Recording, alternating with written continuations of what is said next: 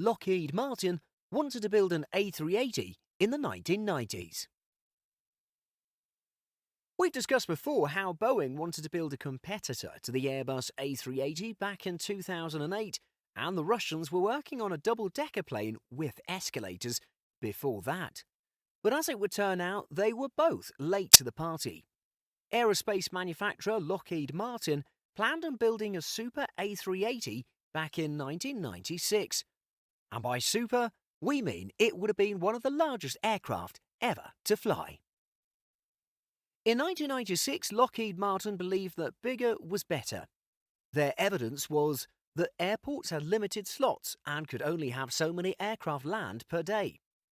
Air traffic growth was increasing at a rapid pace, with countries like China starting to make huge orders for aircraft. And heavy lift aircraft for the US military were approaching the end of their lifespan, and thus Lockheed wanted to be in a good position to win the contract. So, whatever aircraft they brought to the table would need to carry 600 to 800 passengers in comfort, be configurable as a freighter, and have a military application.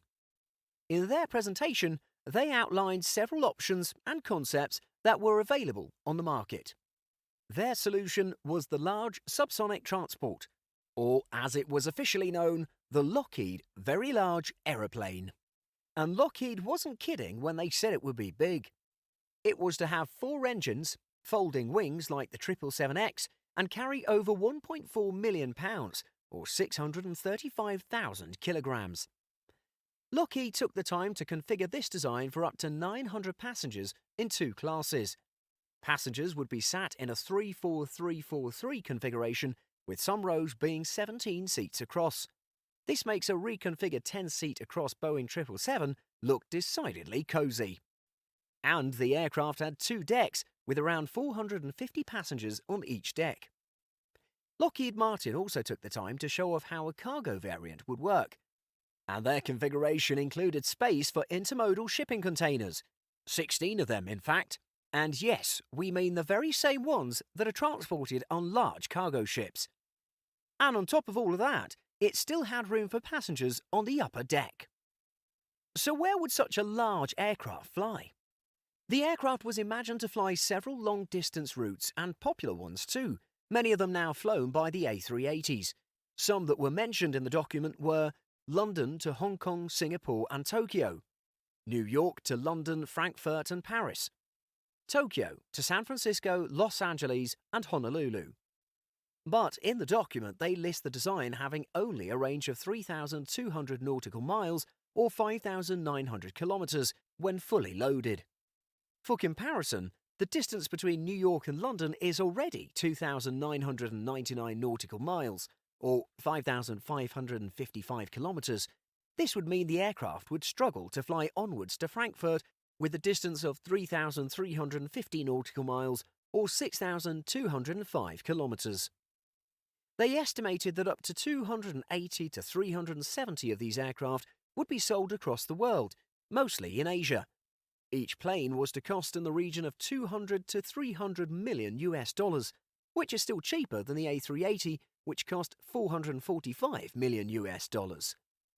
So why wasn't it ever built? The document did list a number of problems with the design. The sheer air vortex of this aircraft would mean that fewer planes could land after them, and there would have to be a longer wait time for other planes to land or take off.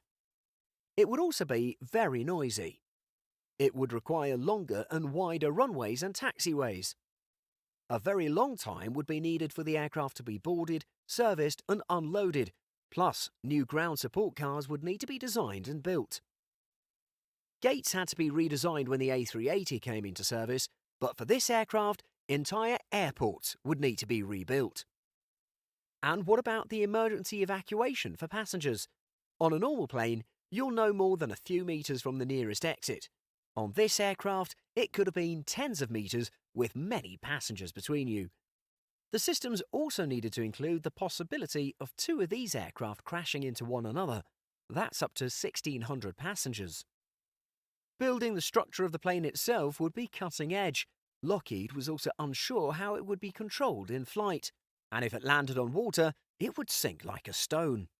And finally, with a research and development cost of between $8 and $15 billion, Lockheed Martin openly admitted it would take the partnership of several firms to build these aircraft, with them partnering up with either Boeing or Airbus.